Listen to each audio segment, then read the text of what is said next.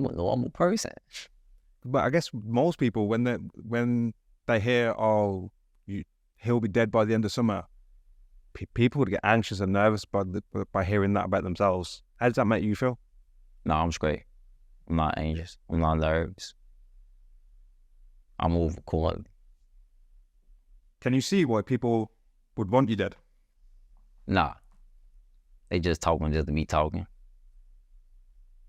It ain't no specific reason. They just upset right now. It be like that when they hate on you. If you don't got no haters, that means you ain't doing nothing wrong. And what do you make of the 100 grand situation? I don't care. Shove that shit up their ass. I don't give a fuck.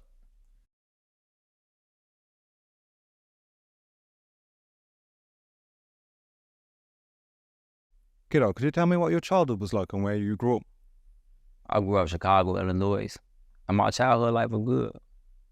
And who did you grow up with? What family members? My mother, my grandmother, and my little brother pre-boy. And where was your dad at that time? My father was around, but he was in the streets.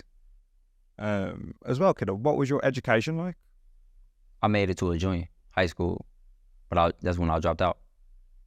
And what did you want to be when you was in school? I wanted to work with computers. I wanted to be a technician. What made you change that decision? I changed that decision when I wanted to be in the streets. Like, I felt like I wanted to live that fast life. That's the life that I wanted to live. So that's the life that I chose. But when I chose that life, I would put myself in situations that I couldn't get myself out of. And talk to me about the incident that happened, I guess, while you was at school, that changed your schooling life. Well, when I was in school, I liked the school, don't get me wrong. I used to do my work. Like, I was going to school, doing that every day. It's just I felt like school wasn't for me. So I stopped going to be in the streets. And what was life like in the streets at 14 years old? I felt like I was happy. But it got its ups and downs, though. Tell me about the ups and downs of being in the streets at that age as well. Well, having its ups and downs, like, you got to watch over your head. You got to stay safe. You got to provide for yourself. Because due to me being in the streets, like, you don't got that much support. So you only depending on your brothers for real. Like, your mother or your father don't want their son in the streets. So I guess when you made that choice, how did your family react? Like, they was there for me, but I had to learn the hard way. When you say you learned the hard way, what do you mean? Like, you want to be in the streets, you got to provide for yourself. Like, ain't no more taking care of you. You not a part of that household no more. Like, you want to be in the streets, you choosing the streets, so you got to take care of yourself. You got to buy your own clothes. You got to buy your own food. You got to make sure yourself straight. And I guess did part of you ever, when you made that decision, think maybe I shouldn't be doing this? I guess if that was the reaction that you got. No, I never thought like that. I never thought about, like, not being in the streets, because that's what I wanted to do. The streets don't love nobody either, but I want to be in the streets. Maybe it was the fast life. Maybe it was the female. Maybe it was the money. Maybe it was the cars. So now you're in the streets at 14. What was a day in your life like at that age? So you've dropped out of school, you're in the streets. What would be a normal day for you at that stage then? Getting up in the morning, calling my brothers. I just want to chill with them, be around, and just have fun. We used to go out downtown, go to the restaurants, walk the whole downtown, go to Navy Pier. Like, we used to do a lot. That was fun. Like, it wasn't all about just being in the streets. As well, Kiddo, tell me about the conviction that changed your life. I was charged with armed robbery with a firearm. And how old was you? I was 17 years old. And what did you get sentenced with? 21 at 50%. 21 years at 50%. Did that go to trial? Nah, I pleaded guilty. But that don't mean I was guilty. Well, pleading guilty, seeing you guilty. And when you got sentenced, because I guess when you're 17 years old and you hear those numbers, what goes through your head? I just knew I was gonna have to do a long time. Like, it really wasn't too much going through my head. Like, I just knew, like, yeah, you're gonna be going a while. I did 10 years and 5 months. I came home April 5th. I had 60 days on house arrest. I did my 60 days on house arrest. I was under my grill, so I was straight. And my brothers used to call my phone every day since I'm off house arrest. I would do my grill every day. I would be with my brothers every day. I pick up your calls from my brother Pre-Boy. I guess just talk to me about the incident that you was charged of. So it was a house arrest, and what was the actual charge? What did they say that happened? I can't speak on that due to me being on parole. And what was life like in prison at 17 years old? I really can't explain like what life was like in prison because it's an everyday thing that you do. Come out your cell, get in the shower, get on the phone, eat breakfast, lunch, and dinner, go back in your cell, go to sleep. That's an everyday thing, repeatedly. Don't nothing change unless you get visits, meal, like anything like that. Don't really not change in jail. When you've been charged with 21 years, was it? At that stage, did you ever think maybe I shouldn't have gone down the streets, or maybe I should have just stayed in school? No, I ain't thought like that. I just did that time and came home. And what would you say was probably the worst memory you had while being in prison? Being around a lot of goofy ass niggas. That's the only worst thing. You're around all goofies. That's the only thing about it. Would you say you learned anything from your time in prison? Hell yeah, I learned a lot. What was the biggest thing? The biggest thing about learning in prison is time. Time is everything. Gotta cherish every moment of this shit. Because you know what, Kiddo? I feel like when people hear that the fact that you still want to change a thing, they think that's crazy. That after you've been sentenced to 20 years and you still wouldn't change the fact that you wanted to be in the streets. Nah. But that don't mean nothing though. That don't mean nothing. Just because I don't change, like, that don't mean nothing. I don't gotta change the thought about being in the streets. Or I don't gotta change the fact about being in the streets. As long as I'm doing something productive with my life, as long as I'm like willing to change. I'm willing to change. I'm not saying that I don't want to change. I'm not saying like I want to be in the street for the rest of my life. I'm only 27 years old. I got a long way to go. A long way. That's crazy to think about that, bro. The fact that from 17 to 27 that you've just been in prison. In prison. That's insane. Doing the same shit repeatedly. It ain't nothing different you can do unless you get on the phone, getting visits, getting emails. And one thing I want to ask about, I watched in another interview that you shared a cell with King Von. Yeah, I shared the cell with him. To talk to me about that, what was that like? I shared the cell with him for a month. It was just a normal thing, just being in a cell with someone, just being in a cell with an individual, just being in a cell with a regular inmate. It wasn't nothing special about it. Because on the outside, was you two considered ops? Yeah, we was considered ops. I guess when you was put in a cell together, what was that first day like? Normal shit. Just normal shit. It wasn't nothing special about it. Like, did you clash heads at all? Was there any arguments between you two? No arguments, no fights, no debates, no talking about no street shit. We wasn't on none of that type of time. Would you say there was mutual respect? Mutual respect. All we was thinking about getting home man, we need to go home. We sit up in the jail cell. We feel like goofies.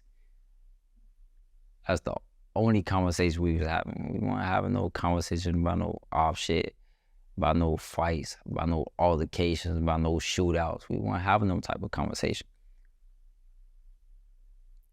And as well, did you start writing your music while you was in prison? No, I ain't writing out one song when I was incarcerated. Didn't write nothing? Nothing. So talk to me, Kiddo, about the day that you was released. The day I was released was April 5th. It was raining. It was raining when I got released. And what was that like? How did you feel? 10 years, that's not a joke. That shit felt amazing. I felt free. I'm like, damn, I'm home after 10 years and 5 months. Everybody was happy to see me. I was happy to see everybody. I don't gotta wake up to another nigga. I don't gotta eat no jail food. I don't gotta worry about nobody leaving out my life. I don't gotta do none of that. I can wake up in the morning and eat what I want to eat. I can walk out my own crib when I want to walk out my own crib. Kiddo, what would you say is the biggest difference in those 10 years in the world that you noticed when you've come out for that was completely different to when you went in? Man, the biggest difference about life, everything changed. Like, it's different out here. Cause I got locked up 2012, November 14th. A lot changed. What would you say is the biggest that you've noticed in humanity? Just coming home and not seeing the ones you lost. That's really the only feeling to me. And how long have you been home now? I've been home 3 months. Finna be 4 months out. So you've been home 4 months now? Finna be 4. And what are you doing with your life now, moving forward? Rapping. Do you see a way out of Chicago or the trenches through rapping? Is that the goal? Yeah. I'm gonna make it out them trenches too. What do you make of London gang life, Kiddo? Or what do you know about gangs in London? I really don't know about too many gangs in London, but I used to watch like Netflix about UK, London. I read a couple books about UK and London too, but I really don't know like the history of their gangs or what they actually been through. That's something I'm gonna have to look deep into. Kiddo, do you listen to much UK drill? And if so, what artist? No, I never listen to UK drill music. As well, touching on your music, you seem to have like a unique style with your music. And I see a lot of people say in the comments, you don't rhyme, but it's a unique flow. Will that ever change? Nah. Well, it might, but I'm just being me. I'm just being myself. I don't gotta be like every other artist. I'm being myself. As well, kid, I've read multiple times that you've got like 100 grand on your head currently. And people said that you'll be dead before the end of summer. What do you make of that? I don't really get no fuck about what people say. I just let the internet talk. You don't know me. You don't know how I think. You don't know how I move. You don't know where I'm at. Yeah, you might know my first and last name because you know my first and last name because of YouTube. You know my first and last name because I've been at DOC. But you don't know me. I know as well, kiddo, in gang culture, snitching is a big no. But what would you do if someone killed a friend or a family member? Would you go to the police? Nah, I ain't going to the police. So if someone killed a friend or a family member, you wouldn't go to the police? Nah, I ain't going to the police.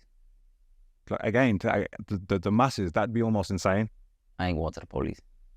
Why not? Is it the case that you're being labelled a snitch? Is that the main reason behind that? Don't talk to the police. That's the number one rule of the streets. We don't got nothing to say to the police. Nothing.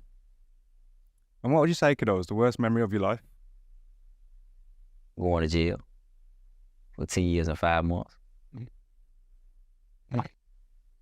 And the biggest regret? Going to jail. Why do you think the crime rate in Chicago is so high? And do you think there'll ever be an end to the violence here? Yeah, there'll be an end. And eventually, if everybody just focus on getting some money, But right now, it seems like everybody focus on shit that don't need to be focused about. Because your music is very controversial, your lyrics. Why do you feel the need to be controversial? Or why do you talk about, I guess, correct me if I'm wrong, dead people in the lyrics, or is that not the case? I'm gonna always speak on the dead in some type of form or fashion. Others did it. I do it, it's a problem. It shouldn't be no problem if I do it. Why it's a problem? It don't matter if it's 2012, 2013, 2014, 15. It don't matter if it's 2018, 2020, 2021. That shit don't matter. Do you reckon you'll change that style, or do you reckon it will be continually just be addressed in music throughout your career? Not necessarily. I'm not dissing. Like, it's a few songs that I got I'm not dissing. The songs that I'm dissing now, they just out though. I got songs that I'm not dissing nobody. And as well, you're almost becoming the influence now as well. I feel like people are starting to listen to your music more and more. So I guess the younger generation are starting to listen to you a lot more as well. So I guess with that in mind, do you reckon the nature of your lyrics will change? Because at the moment, I guess, I wouldn't say they're negative, but some of them would be negative, I guess, especially when dissing dead people. But do you reckon you'll start delivering more of a positive message in these songs moving forward? Oh yeah, most definitely. I'm always give out a positive message. Always. Why would I not give out a positive message for the young? I'm not telling the young generation to be in the streets. I'm not telling the young generation to kill people. I'm not telling the young generation to go to jail. If they decide to listen to my music, that's what they want to listen to. That don't mean they in the streets. We had a 6-hour layover in Rome, which was just enough time to tour the ruins, if we skipped the line. Explore over 300,000 travel experiences you'll remember. Do more with Viator. Kiddo, how does your involvement in the gang life impact your personal life and your relationships? A lot of my friends and family, like, they rather me do something else than be in the streets. What I want to be in the streets. Like, I was hard-headed. Like, I was the type that just didn't want to listen. I want to do everything on my own. Like, no, I'm straight. I got this. I'm going to do this shit on my own. I don't need nobody advice. But that shit taught me the worst way. Not listening taught me the worst way. If you don't listen, like I said, you're going to be putting yourself in a situation that you can't get yourself out of. I never wasn't listening. Now I listen. I listen to everybody that's around me. If somebody tell me, man, don't do something, I don't do it. If somebody tell me, yeah, that's the right thing for you to do, I want you to do that. That's what I'm going to do. What made you make that change? I guess when you said you didn't listen to people before, why did you start to listen to people? I started listening to people because I feel like if somebody love you or if they care for you, they not going to mislead you. Kiddo, what's the main challenges or risks with being an active gang member? What's the biggest risk of you being involved? There's always sacrifices that got to be made.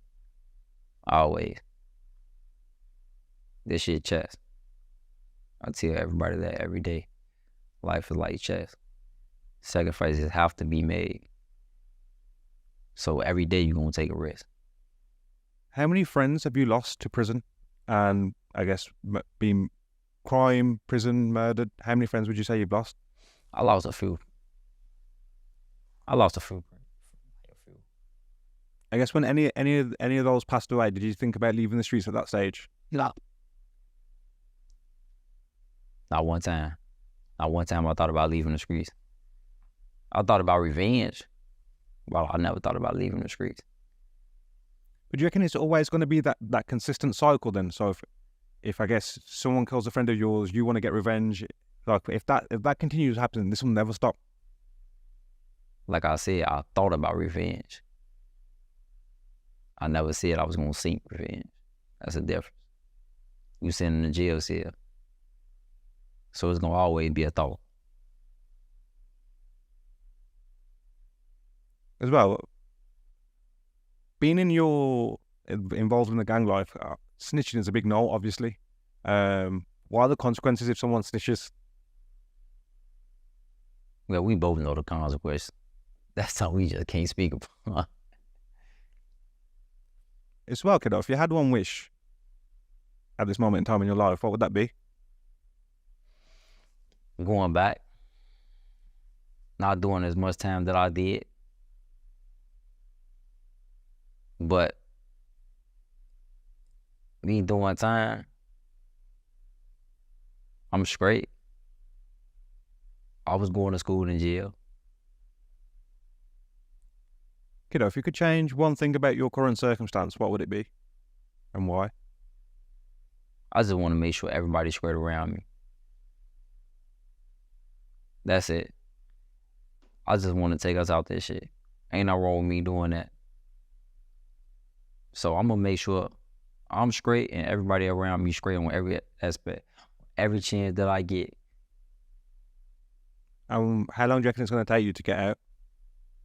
Have you got a plan, a time frame of when you want to leave? It ain't going to take me too long. But I'm not leaving Chicago. It don't matter how big I get. Kiddo, are there any misconceptions or stereotypes about gang members? Hell yeah. They always think gang members going to jail. They always think gang members want to shoot and kill people. Hell no. Just because you're a gang member, that don't mean that. I'm a gang member. I'm a good person. I love, I care. I got feelings too. I'm human. That don't mean nothing. Why do you think there are such bad negative connotations? Or negative? Why do you think people think gang members are evil? Because the shit that they hear. They always going off shit on the internet. Instead of just getting to know that person. In the gang culture, what's the hierarchy like? Like, is there, like, for a gang in Chicago, is like a top man, the 5 men under, or is it everyone's on the same playing field? And if so, if there is at the top, how do you get there? No, I'm not able to speak on that. Where do you think you'll be, kiddo, in 5 years? I'm going to be all the way up there. Big ass crib. About like five, 6 cars. Fast cars too. I love fast cars. And what is your motivation at the moment? Taking me and my family out this shit. And I'm going to do it.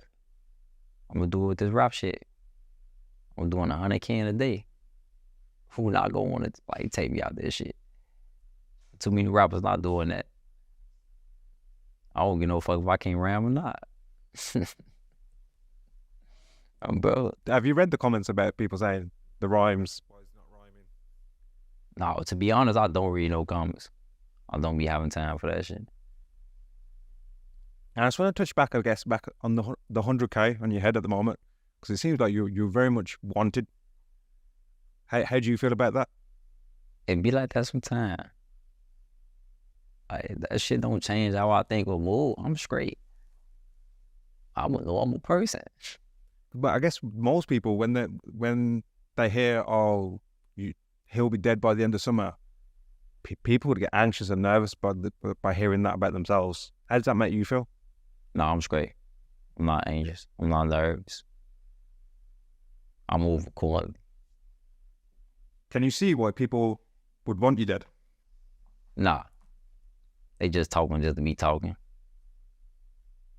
It ain't no specific reason. They just upset right now. It be like that when they hate on you. If you don't got no haters, that means you ain't doing nothing wrong. And what do you make of the 100 grand situation? I don't care. Shove that shit up their ass. I don't give a fuck. So, kiddo, where are you from? I'm from Young Money 051. Where is that and what is that? 48th and Drexel, 51st College Grove. What is that area like? It's nice over there, but it get treacherous. And how did you get the name, kiddo? I can't even tell you how I got that name. It went from Kiddo to Driller. Now since I'm home, it's 051 Kiddo. Big Y. getting that Remy, getting that Melly. And talk to me about, I think was it 051 Millie, a good friend of yours? And correct me if I'm wrong, but I believe was he murdered? Yes. And how did that impact you? It hurted me. That shit hurted me. I'm still hurt. That's why I was my brother. But any loss impact me, though. That shit hurt me. Where was you when you heard that news? I was incarcerated. And what was your immediate reaction? I was stuck. Shit, that shit shocked me. I already couldn't do nothing. I miss bro though. And I guess the first thing, I guess, what was running through your head, was it revenge? The thought. Yeah, it was revenge. It was only a thought though. After Kiddo, have any of your friends or family been at risk because of your life? Well, more so family. Nah. What the fuck got going on? Do I affect my friends or family? That's on me. The same way I protect myself, I'm gonna protect my friends and family.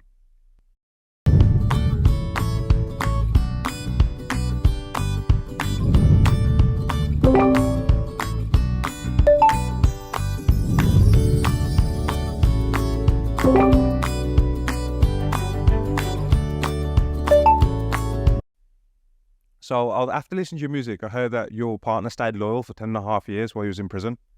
How strong is the relationship now that you've come out of prison? Oh, she didn't do no 10 years with me. I don't even know why everybody keep on saying that. She came a part of my life when I was like a year and some change short. Like, I ain't had nobody at that time. Like, everybody else, like, bro, bad on me. I had my brothers. They was making sure I was straight, but I wanted to talk to a female. When she came a part of my life, she was there for me. Like, phone, visits, video visits, mail. So when I say I'm not leaving my bed for nobody, like, I mean that. I don't give no fuck what we go through. Like, that shit don't mean nothing. I don't give a fuck what they talking about on the internet or none of that. Kiddo, was there any people or any friends who completely forgot about you when you went to prison? No. No, my brothers never forget about me. But the ones that did forget about me, bro, they get eaten dead. Bro. Why do you think someone would? Or why did they? The ones that did stop talking? They left because they wanted to live. They left because they was only thinking for themselves. Bro. It be like that sometimes when you're doing 10 years and 5 months. Everybody be saying, damn, that's a long ass time. But what's the difference from jail and being out here in these streets? 10 years in jail a long time. 10 years on the streets a long time too. What's the difference? If you're a part of someone's life, why leave? As well, Kiddo, I guess, do you reckon going to prison and being on the streets, do you reckon being in prison was almost potentially safer than being on the streets? Nah, same shit. The same way you can get in trouble in the streets, you can get in trouble in jail. The same way you can die in the streets, you can die in jail. So it's really not no difference. And apart from being sentenced, what would you say is another worst memory of your life? Just being in the jail cell. That's the worst part. Just sitting there and feel like you dead. What's it like mentally, I guess, doing all that time? It's an unexplainable feeling. I can't even tell you what it's like mentally. For real, on a serious note. That shit hurt. Like, I don't wish jail on nobody.